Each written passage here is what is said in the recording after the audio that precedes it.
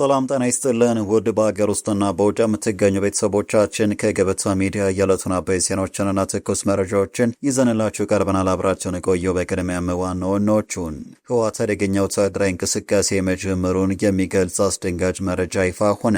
ህወሓት ካለፈው ቅዳሜ አንስቶ ወደ አማራ ክልል ጦሩን እያንቀሳቀሰ ስለመሆኑ የመረጃ ምንጮች ጠቁመዋል። በዛሬው ዕለት ደግሞ በተለይም ከ10 ሰዓት አንስቶ 2 ተጨማሪ አርሚዎችን ወደ አማራ ክልል እያንቀሳቀሰ ስለመሆኑ ተሰምቷል።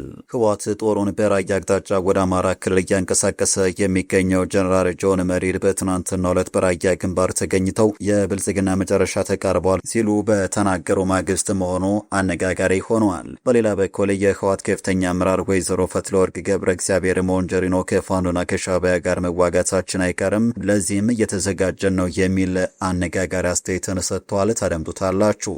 የኢትዮጵያ ሰብአዊ መብቶች ጉባኤ ሰመጉ በኦሮሚያ ክልል አርሲ ዞን ውስጥ ባለፉት 4 ዓመታት በተፈጸሙ ጥቃቶች 458 ሰዎች ሲገደሉ 38 ነዋሪዎች ያሉበት ሁኔታ አይታወቅም አለ።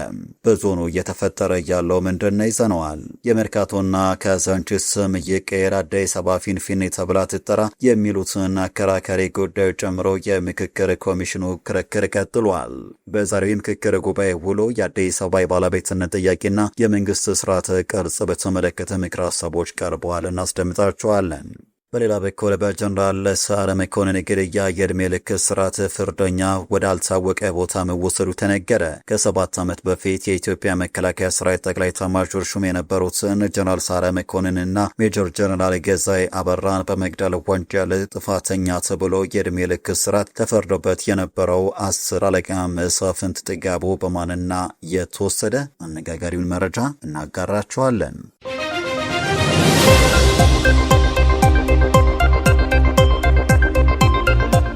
ቻናሉን ሰብስክራይብ፣ ቪዲዮ ላይክ በማድረግ እስከ ፍጻሜ አብራችሁን እንድትቆዩን በአክብሮት እንጠይቃለን። ወደ ቀዳሚ ጉዳያችን እንሻገራለን።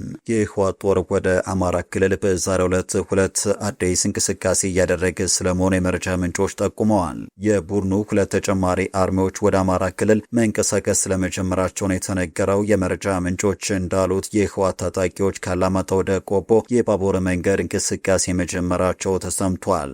ህወሓት በዚህ ክረምት ግጭት ለመቀስቀስ ተደጋጋሚ ፉከሮችን እና ዛቾችን ሲያሰማ መቆየት ይታወሳል።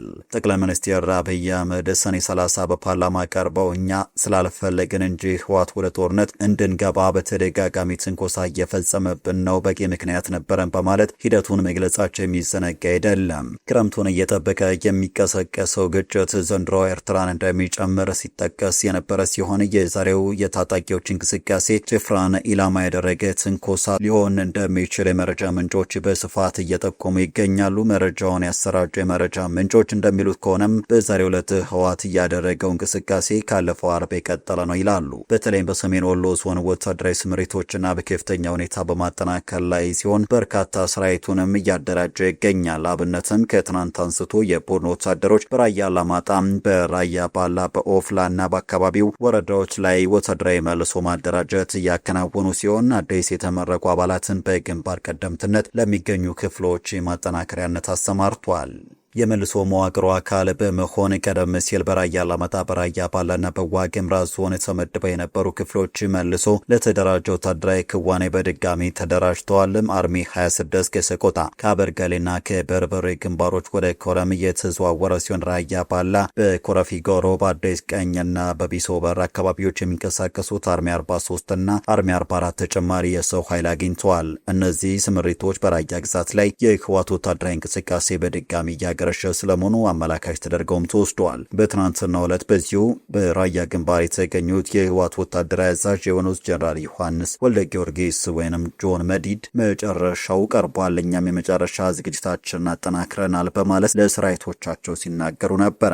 ይህ በእንዲህ እንዳለ የህወሓት ከፍተኛ አመራር የሆኑት ወይዘሮ ፈትለወርቅ ገብረ እግዚአብሔር ሞንጀሪኖ ከሰሞኑ የሰጡት አስተያየት እያነጋገረም ነው። የህወሓት የጽህፈት ቤት ኃላፊ የሆኑት ወይዘሮ ፈትለወርቅ ሞንጀሪኖ ከሰሞኑ በአንድ መድረክ ላይ ላይ የሰጡት አስተያየት የበርካቶችን ቀልብና ትኩረትን ስቧል። አሁን ከተጣመርናቸው ኃይሎች ጋር መዋጋታችን አይቀርም ማለታቸው ነው ትኩረትም የሳበው። የኃላፊዋ ንግግር የጽምዶ ኃይሎችን የትብብር መሰረት የሚያናጋ ነው በሚልም እየተነገረ ነው።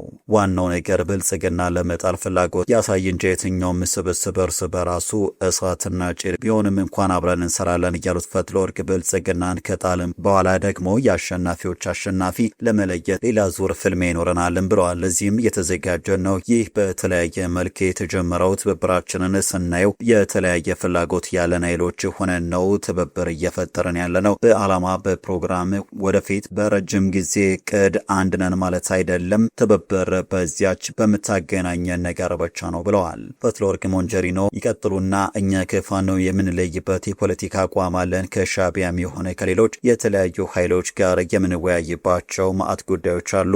አንድ የሚያደርገን ግን የብልጽግና ስርዓት የሁላችንም ስጋት ነው የሚለው ነው። ይህ ብቻ ናት የምታገናኘን ብለዋል። እንደ ተሞክሮ ልንወስድ የሚገባን ነገር ደግሞ እንኳን አሁን በብዙ ጉዳዮች ልዩነት ካለንና በዓላማ ከማንገናኛቸው የተለያዩ ኃይሎች ጋር የምንፈጥረው ትብብር ይቅርና ኢህአዴግም እኮ ፈርሷል ሲሉ ይደመጣሉ።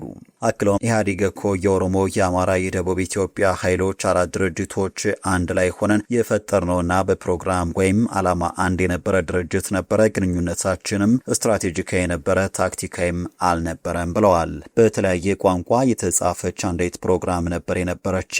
ግንባር ከመሆናችን ውጪ አንድ ድርጅት ማለት ነበረ። በዚህ ደረጃ የነበረን ሰዎች እኮ ተክደናል። እንኳን ይሄ በዓላማ ከማይመሳሰሉን ኃይሎች ጋር የምንፈጥረው ትብብር ይቅርና በማለትም ተደምጠዋል። በቀጣይ መረጃ የኢትዮጵያ ሰብአዊ መብቶች ጉባኤ ሰመጉ በኦሮሚያ ክልል አርሲ ዞን ውስጥ ባለፉት 4 ዓመታት በተፈጸሙ ጥቃቶች 458 ሰዎች ሲገደሉ 38 ነዋሪዎች ያሉበት ሁኔታ አይታወቅም ተባለ። መንግስታዊ ያልሆኑ የሰብአዊ መብቶች ተሟጋች ድርጅቶች ሰመጉ ይህንን እያለው በኦሮሚያ ክልል ምስራቅ አርሲ ዞን በተለያዩ ወረዳዎች በተፈጸሙ የሰብአዊ መብቶች ጥሰቶችን በተመለከተ እሁድ ሐምሌ 19 ቀን 2018 በወጣው ሪፖርት ነው። ባለ 37 ገጽ ሪፖርት ከ2014 እስከ ባለፈው ግንቦት 24 2018 በዞን የተፈጸሙ የሰብአዊ መብቶች ጥሰቶችን የዳሰሰ እንደሆነ ተገልጿል። ሪፖርቱ እንደሚያስረዳው የሰመጉ ባለሙያዎች በመጋቢት 3 እስከ 9 ቀን በዞኑ የተለያዩ ወረዳዎች ተገኝተው ምርመራ አድርገዋል። ባለሙያዎቹ ምርመራ አካሂዶባቸዋል ከተባሉ 9 ወረዳዎች መካከል ሽርከ ምርቲ፣ ሆንቆሎ ዋቤና አስኮ ይገኙበታል። የምርመራ ባለሙያዎች በእነዚህ አካባቢዎች ከሟች ቤተሰቦች፣ በጥቃቱ ጉዳት ከደረሰባቸው ሰዎችና ከዓይን ምስክሮች ጋር ቃለመጠይቅ እንዳደረጉ ሪፖርቱ ላይ ሰፍሯል። ከኢትዮጵያ ኦርቶዶክስ ተዋሕዶ ቤተ ክርስቲያን አርሲ ሀገረ ስብከት ቤተ ክህነትና ከወረዳዎች ቤተ ክህነቶች የተገኙ መረጃዎች እንዲሁም አስረጂ ሰነዶች የምርመራው አካል እንደሆኑም ተጠቅሷል። በአርሲ ዞን የተመዘገቡት የሰብአዊ መብቶች ጥሰቶች መፈጸም የጀመሩት ከ4 ዓመት በፊት መሆኑን የሚገልጸው ሪፖርቱ በአካባቢው የሚገኙ የታጠቁ ቡድኖች የአካባቢው ማህበረሰብ ላይ ሃይማኖትን መሰረት ባደረገ መልኩ የኦርቶዶክስ ተዋሕዶ እምነት ተከታዮች ላይ ጉዳት ማድረሳቸውን ያካትታል። በሪፖርቱ መሰረት በእነዚህ ዓመታት ውስጥ ከፍተኛ የሆነ ሞት፣ የአካል ጉዳት፣ የንብረት ውድመት፣ አስገድዶ መሰወር፣ እገታ ተፈጽሟል። ቤተ ክርስቲያናት ላይ ዘርፊያ መድረሱን እንዲሁም ታጣቂዎቹ በርካታ ቤቶችን ማቃጠላቸውን አክለዋል። በቀጣይ መረጃ የመርካቶና ካዛንቺስ ስም ይቀየር፣ አዲስ አበባ ፊንፊኔ ተብላ ትጠራ የሚሉት አከራካሪ ጉዳዮችን ጨምሮ የምክክር ኮሚሽኑ ክርክር ቀጥሏል። በዛሬው የምክክር ጉባኤ ውሎ የአዲስ አበባ የባለቤትነት ጥያቄና የመንግስት ስርዓት ቅርጽ በተመለከተ ምክር ሀሳቦች ቀርበዋል። ከአዲስ አበባም ባለቤትነት እስከ ፕሬዝዳንታዊ ስርዓት እንዲሁም በሀገሪቱ አንድ የፌዴራል የጸጥታ ኃይል ብቻ በቂ ነው የሚሉ ምክረ ሀሳቦች ለ250 ተመካካሪዎች የቀረበ ሲሆን አዲስ አበባ የኦሮሚያ ወይንም የፌዴራል አካል ትሆን ፕሬዝዳንታዊ የመንግስት ስርዓት ይሁን ወይስ ፓርላመንታዊ አንድ የፌዴራል የጸጥታ ኃይል ብቻ በቂ ነው? ህገ መንግስቱ ይሻሻል፣ የራስን ዕድል በራስ መወሰን እስከ መገንጠል የሚለው የህገ መንግስቱ አንቀጽ 39 ድንጋጌ እስከ መዋሃድ በሚለው ይተካ በሚሉት ላይ የቡድን 50 ተመካካሪዎች ሀሳባቸውን ለ250 ተመካካሪ በዛሬው ማቅረባቸው ተነግሯል። በዚህ ምክክር ላይ አንድ ተሳታፊ በአዲስ አበባ ጉዳይ ሀሳባቸውን ሲሰጡ የሰማቸው አዲስ ማለዳ አዲስ አበባ ስም አዲስ አበባ ወይንም ፊንፊኔ የሚል መጠሪያ እንዲኖራትና በህገ መንግስቱ እውቅና ይኑረው የሚል ምክር ሀሳቦችም ተነስተዋል። በአዲስ አበባ ጉዳይ ሲመክር ከነበረው አንድ የ50 ተመካካሪዎች ሀሳብ ላይ መርካቶ፣ ካዛንቺስና መሰል በወረራዎች የመጡ ስሞች እንዲቀየሩ የሚል ምክር ሀሳብ ያቀረበ መኖሩ ተሰምቷል። በተጨማሪም አዲስ አበባ የኦሮሚያ መዲና ትሁን የሚል ምክር ሀሳብም ቀርቧል። የአዲስ አበባን ፖሊስና ፍርድ ቤት በተመለከተ ደግሞ በአንድ ጎን የኦሮሚያ አካል ሆና በኦሮሚያ ጠቅላይ ፍርድ ቤት ትተዳደር የሚል ሀሳብ የቀረበ ሲሆን፣ በሌላ በኩል ደግሞ የፌዴራል አካል ሆና በራሷ ፖሊስና ፍርድ ቤት መተዳደር አለባት የሚል ምክር ሀሳብ ቀርቧል። እርስዎ ምን ይላሉ? ሀሳቡን ያካፍሉን። ውድ ተመልካቾቻችን ለዛሬ ያዘጋጀንላችሁ አበይት ዜናዎች እነዚህ ነበሩ። ገበታ ሚዲያን ሰብስክራይብ በማድረግ ቤተሰብ ይሁኑ እያልን ሰናበትን። ጤና ይስጥልን።